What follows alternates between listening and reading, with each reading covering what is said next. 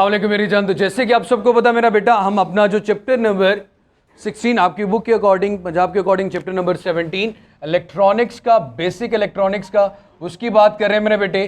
First lecture में भी आप लोगों को ये चीज बताई थी, जहां पे आपके पास इलेक्ट्रॉन का कंट्रोल हो उसे हम इलेक्ट्रॉनिक्स कहते हैं, फिजिक्स की उस ब्रांच को। और rate of flow of charges को इलेक्ट्रिसिटी कहते हैं, ये अलग चीज है।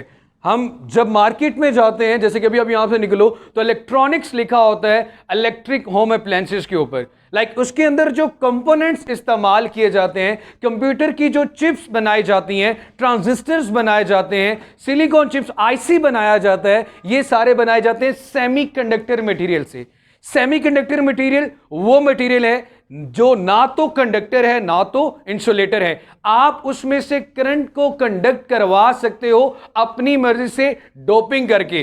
फोर्थ ग्रुप के एलिमेंट्स जो कि पीरियोडिक टेबल में हो उन्हें हम सेमीकंडक्टर्स कहते हैं, जिसमें सिलिकॉन है, जर्मेनियम है। ये आपके पास मेरा बेटा कौन से मटेरियल कहलाते हैं? सेमीकंडक्टर। एक्चुअली जब आप इन सेमीकंडक्टर मटेरियल को देखते हो तो बहुत कम फ्री इलेक्ट्रॉन्स होते हैं कि इलेक्ट्रिसिटी कंडक्ट नहीं करवाते। तो फिर हम इनको मिलाते हैं फिफ्थ ग्रुप के एलिमेंट से और थर्ड ग्रुप के एलिमेंट से। जब आप सेकेंड ईयर में आओगे तो फिजिक्स ऑफ सॉलिड्स में आप पढ़ोगे P type material and N type material.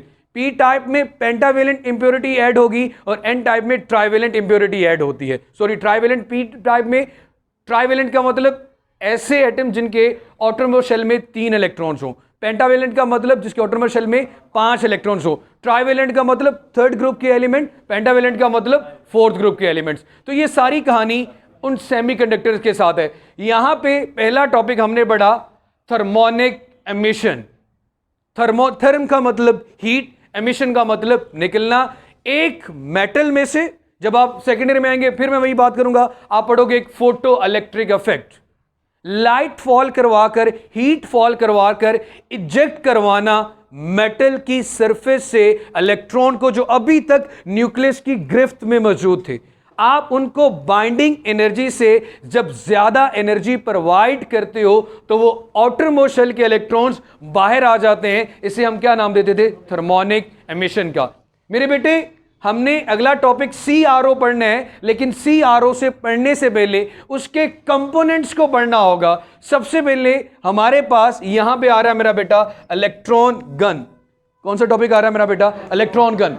अब मेरे बच्चे, इसमें सिंपल सी बात, गन जैसे कि बुलेट गन की बात करें तो उसमें से आप बुलेट फायर करते हो, यहां से इलेक्ट्रॉन की एमिशन होगी, इलेक्ट्रॉन की एमिशन होगी। अब यहां पे एक चीज मैं क्लियर कर दूं कि हमारी नेचर में भी ये बात है कि जो चीज मूव कर सकती है वो सिर्फ और सिर्फ इलेक्ट्रॉन्स होते हैं। न्यूक्लियस में प्रोटॉन हमेशा बाउंड होता है। जब हम करंट इलेक्ट्रिसिटी की बात भी करते हैं तो प्रैक्टिकली इलेक्ट्रॉन्स होते हैं, लेकिन हम अपनी आसानी के लिए पॉजिटिव चार्ज की भी बात कर लेते हैं कन्वेंशनली। कन्वेंशन का मतलब रस्म या रिवाज होता है। शादी से पहले मेहंदी की रस्म होगी, ये कन्वेंशन है। ओरिजिन से राइट पे वैल्यू पॉजिटिव लेनी है, ये कन्वेंशन है। ये हम लोगों ने खुद सेट की होती हैं। आप जब ये बात करते हो ना कि इसको बंद कर दो, पॉजिटिव चार्ज की वजह से करंट है, तो वो कन्वेंशन है, प्रैक्टिकली ऐसा नहीं होता। इसी तरह मेरा बेटा, यहां पे इलेक्ट्रॉन गन की बात की जा रही है, ये प्रैक्टिकली है कि यहां से हमें इलेक्ट्रॉन चाहिए। सबसे पहले आपकी बुक में पेज नंबर जो भी है 198, उसकी पहली लाइन में ये लिखा हुआ है electron gun is a source. एक ऐसा सोर्स है, एक ऐसी चीज है जो आपको फोकस और accelerated, give focused and accelerated. अगर मैं इस लाइन को बड़े ही सादा अल्फाज में एक्सप्लेन करूं तो ऐसी चीज जो आपको इलेक्ट्रॉन की एक बीम प्रोवाइड करे इन अ स्ट्रेट लाइन। फोकस्ड का मतलब वो मल्टी डायमेंशनल मूव नहीं कर रहे, एक स्ट्रेट लाइन में मूव कर रहे हैं। और एक्सेलरेटेड का मतलब उनमें मोशन मौजूद है, they are in have changing velocity, इनकी वेलोसिटी में क्या आ रहा है, चेंज आ रहा है, they are not at rest. अब ये काम कैसे करता है, ये इलेक्ट्रॉन गन किस कंपोनेंट को, जैसे गन है आपके पास तो डिफरेंट चीजें मिलकर एक गन बना रही हैं, इसी तरह इलेक्ट्रॉन गन का भी एक कंप्लीट सेटअप है कि किस चीज को आप इलेक्ट्रॉन गन का नाम देते हो। तो सबसे पहले मेरे बेटे इसमें आपके पास आ जाता है एक हीटेड कैथोड। कैथोड को अगर आपको बड़े अच्छे से पता होगा, इवन की केमिस्ट्री में कैथोड को हम नेगेटिव लेते हैं और एनोड को हम पॉजिटिव लेते हैं। अब मेरे बच्चे अगर आप सबसे पहले कैथोड की फॉर्मेशन पे जाएं तो ये यहां पे फिलामेंट बल्ब भी हो सकता है कि आप एक फिलामेंट बल्ब ले लें, एक सिलेंडर है, उस सिलेंडर के अंदर आपने एक फिलामेंट बल्ब लिया, उस फिलामेंट बल्ब को हीटअप करने के लिए पहले टॉपिक में भी हम लोगों ने ये चीज पढ़ी थी मेरा बेटा, इस फिलामेंट बल्ब को हीटअप करने के लिए आप एक तरफ से बैटरी का पॉजिटिव टर्मिनल और नेगेटिव भी लगा सकते हैं, क्योंकि जब फिलामेंट को हीटअप किया जाता है तो उसमें से इजेक्शन ऑफ इलेक्ट्रॉन्स होती है। हमें भी क्या चाहिए इलेक्ट्रॉन गन से, इलेक्ट्रॉन्स। क्या चाहिए मेरा बेटा, इलेक्ट्रॉन्स। अब इलेक्ट्रॉन्स को एमिट करवाने के लिए आपने फिलामेंट को हीटअप किया, इसे कहते हैं मेरा बेटा। अब देखो हीटअप करने के लिए दो टिपिकल वैल्यूज हैं कि आपने यहां पे 600 milli ampere current, typical values का मतलब कि ये ऑपरेटिस किस वैल्यू पे जाके काम करता है, एमिशन ऑफ इलेक्ट्रॉन्स देगा। अगर करंट देखा जाए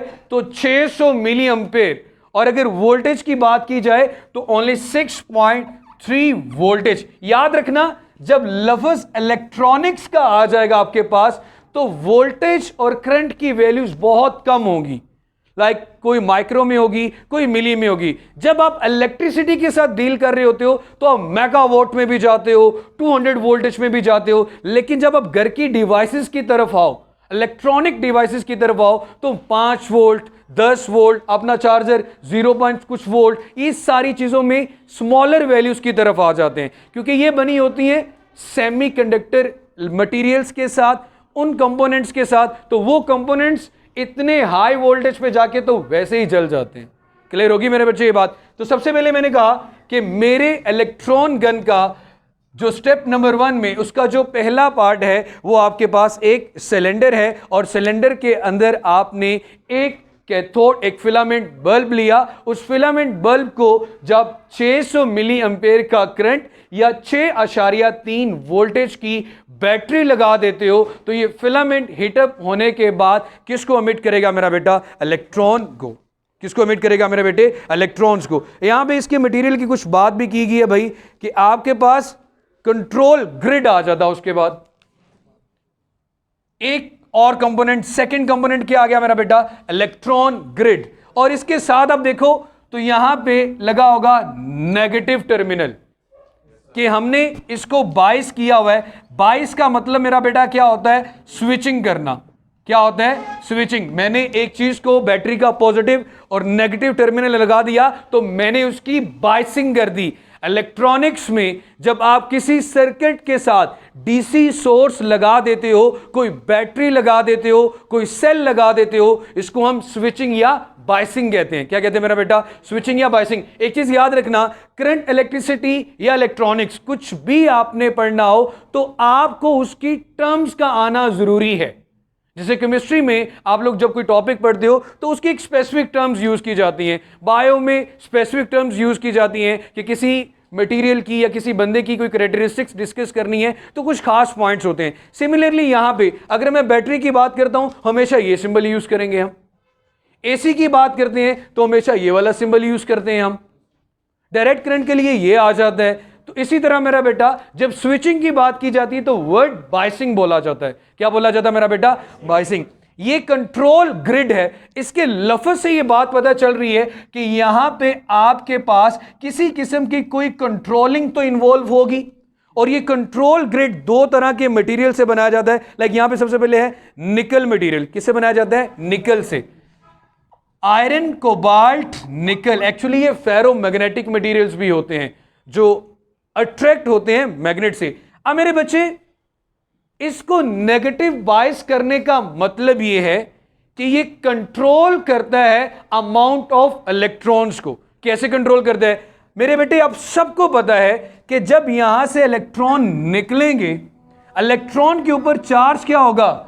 नेगेटिव।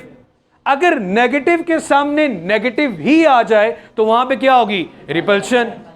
इसका मतलब है कि अगर मैं यहां से नेगेटिव बाइसिंग से इलेक्ट्रॉन की अमाउंट नेगेटिव की बढ़ा दूंगा तो ये रिपल्शन ज्यादा करेगा और आने वाले इलेक्ट्रॉन की तादाद को क्या कर देगा?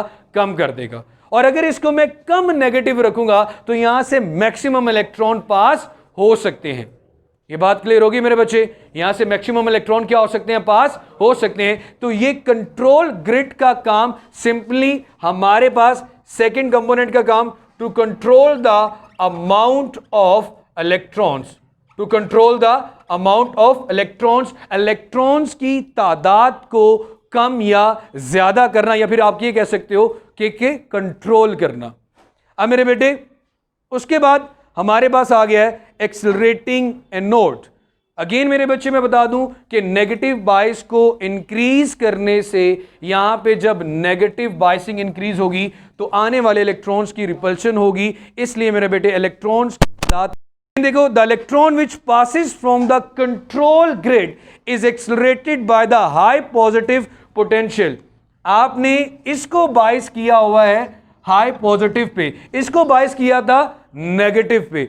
इसको यहां पे अब थर्ड कंपोनेंट का काम है टू एक्सेलरेट द इलेक्ट्रॉन। ये जितना हाई पोटेंशियल पॉजिटिव पे होगा वो नेगेटिव को उतनी तेजी से अपनी तरफ क्या करेगा? अट्रैक्ट करेगा। The electron beam is focused by the focusing anode. अब फोकस का मतलब लास्ट वन, आपने उसको मजीद एनोड प्रोवाइड करके क्या कर दिया? उसकी डायरेक्शन को भी अपनी तरफ यूनिफाई कर दिया। फोकस इससे पहले भी आप फोकस कर रहे थे, मजीद आगे आपने क्या कर दिया? फिर एक पॉजिटिव दे दिया। भाई इलेक्ट्रॉन किसी और तरफ जा ना पाए, यहां पे आपने उसको मूव करवाया और उसको मजीद फोकस रखने के लिए, एक स्ट्रेट लाइन में रखने के लिए नेगेटिव को मजीद क्या प्रोवाइड कर दिया? पॉजिटिव। और इसे आपने क्या कह दिया? Focusing anode. क्या कह दिया मेरा बेटा? Focusing anode. एंड लास्ट में यहां पे लिखा नहीं हुआ, लास्ट में मेरे बेटे the beam after passing the focusing anode the deflection system and goes to the, deflecting system भी यहां पे नहीं है, वो CRO में बताएंगे। डिफ्लेक्शन का मतलब क्या होता है कि अगर आपने इलेक्ट्रॉन को इलेक्ट्रिक फील्ड में रखा तो ये किस तरफ जाएगा, अगर मैग्नेटिक फील्ड में रखा तो किस तरफ जाएगा। फाइनल डेस्टिनेशन होती है जनाब आपकी फ्लोरेसेंट स्क्रीन। ऐसी स्क्रीन जिसके ऊपर जब इलेक्ट्रॉन जाके हिट करते हैं तो वो ग्लो करती है, जैसे LCD है। जब इलेक्ट्रॉन जाके उसके ऊपर स्ट्राइक करते हैं तो आपको पिक्चर सूरत में printer, scanning electron, microscope, television, ये सारी किसकी एग्जांपल है मेरा बेटा? इलेक्ट्रॉन गन से निकलने वाले इलेक्ट्रॉन जब आपकी स्क्रीन के ऊपर जाके स्ट्राइक करते हैं तो स्क्रीन ग्लो करती है और आपको चीजें नजर आती हैं। उस स्क्रीन को क्या नाम देते हैं मेरा बेटा? Fluorescent screen. क्या नाम देते हैं? Fluorescent screen. इलेक्ट्रॉनिक डिवाइस ही है ना। अगेन मेरे बेटे छोटी सी बात दोबारा रिपीट करूंगा, what is electron gun? Electron gun किसे कहते हैं?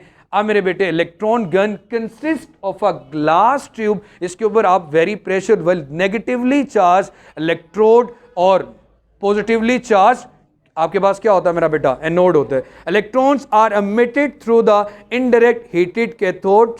कैथोड का मतलब ही आपके पास नेगेटिव होता है, इसके अंदर फिलामेंट मौजूद होता है। For getting the high emission of electron आप टेम्परेचर को मॉडरेट रखते हो। एक चीज मेरे बेटे जो चीज मिसिंग थी कि यार इसको जिस सिलेंडर में रखा जाता है उस सिलेंडर में हाई क्वांटिटी में से नेगेटिव इलेक्ट्रॉन निकालने के लिए उसके ऊपर जिस मटेरियल की कोटिंग या पेंट किया जाता है वो बेरियम एंड स्ट्रोनियम ऑक्साइड होते हैं।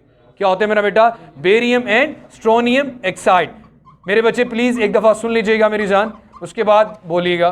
बेरियम एंड स्ट्रोनियम ऑक्साइड मेरे बेटे सिंपल सी बात, फिलामेंट बल्ब है, हीट होने की वजह से ऑटोमोबाइल शेल में थर्मोनिक एमिशन के प्रोसेस से इलेक्ट्रॉन्स निकलेंगे। उन इलेक्ट्रॉन्स को कम आपको कम चाहिए या ज्यादा चाहिए, वो फंक्शन किसका है? कंट्रोल ग्रिड का।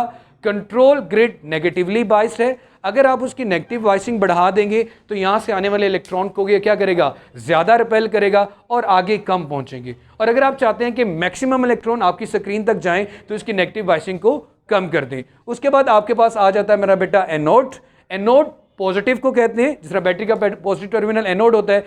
आप यहां पे पॉजिटिव बाइसिंग अप्लाई करते हो। अब अगर आप पॉजिटिव क्यों अप्लाई कर रहे हो, क्योंकि इलेक्ट्रॉन यहां तक आके स्लो हो गए, इनको मजीद स्क्रीन तक पहुंचाने के लिए वेलोसिटी रिक्वायर्ड है, स्पीड रिक्वायर्ड है, एक्सेलरेशन रिक्वायर्ड है, फोर्स रिक्वायर्ड है। तो anode due to electrostatic force of attraction negative को पॉजिटिव अपनी तरफ क्या करेगा, अट्रैक्ट करेगा, एक्सेलरेट होकर यहां पे आगे। फिर यहां से मजीद इनको फोकस करने के लिए आपने फिर क्या प्रोवाइड कर दिया, पॉजिटिव। उसे आपने क्या नाम दे दिया, फोकसिंग एनोड का। फिर आपके पास फाइनल डेस्टिनेशन क्या आ गई, स्क्रीन। अब CRO में कल भी बताया था, अब उसको कैथोड रेज ऑसिलोस्कोप क्यों कहते हैं, क्योंकि नेगेटिव इलेक्ट्रॉन्स को ही हम क्या नाम देते हैं मेरा बेटा, कैथोड रेज का। अब नेगेटिव इलेक्ट्रॉन्स यहां पे एक रे की फॉर्म में, एक वेव की फॉर्म में ट्रेवल कर रहा है, इसलिए इन मूविंग इलेक्ट्रॉन्स को हम कैथोड रेज का नाम देते हैं। इसलिए हम इन मूविंग इलेक्ट्रॉन्स को कैथोड रेज का नाम देते हैं, क्योंकि इलेक्ट्रॉन्स के ऊपर चार्ज क्या होता है, नेगेटिव, और नेगेटिव को आप क्या कहते हैं, कैथोड। और जब ये मूव कर रहे हैं एक रे की फॉर्म में, तो हमने इसको क्या नाम दे दिया, कैथोड रेज का। यहां तक क्लियर हो गया। अब मेरे बेटे इसी के साथ एक छोटा सा टॉपिक है, कल CRO होगा, वो ये है कि अगर आप इन कैथोड रेज को in the presence of electric and magnetic field observe करोगे, लाइक एक तरफ बैटरी का पॉजिटिव टर्मिनल है, एक तरफ से बैटरी का नेगेटिव है, अगर दरमियान में से नेगेटिव इलेक्ट्रॉन बीम जाए, इसे इलेक्ट्रॉन बीम भी कह सकता हूं, कैथोड रेज भी कह सकता हूं। ये जब बीम पास करेगी तो इलेक्ट्रिक फील्ड इस पे क्या असर रखता है और मैग्नेटिक फील्ड इस पे क्या रखता है, तो ये देखते हैं मेरा बेटा, रेज कर दूं इसको। मैं समझ रहा हूं बेटे आपकी जज्बात को, सिर्फ 2 या 3 मिनट का लेक्चर रह गया। American in the presence of electric and magnetic field,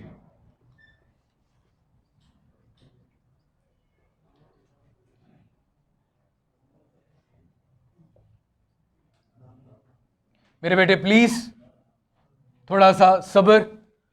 सबसे पहले अगर मैं एक तरफ से 2 डिफ्लेक्शन प्लेट्स ले लेता हूं, लाइक ऐसी प्लेट जिसमें एक तरफ पॉजिटिव चार्ज है और दूसरी तरफ नेगेटिव चार्ज है, जनाबे वाला अगर इसमें से इलेक्ट्रॉन की बीम क्रॉस करेगी, अब सबको पता है मैं लफ्ज यूज कर रहा हूं इलेक्ट्रॉन बीम। इलेक्ट्रॉन बीम तो उस पर चार्ज क्या होगा, नेगेटिव।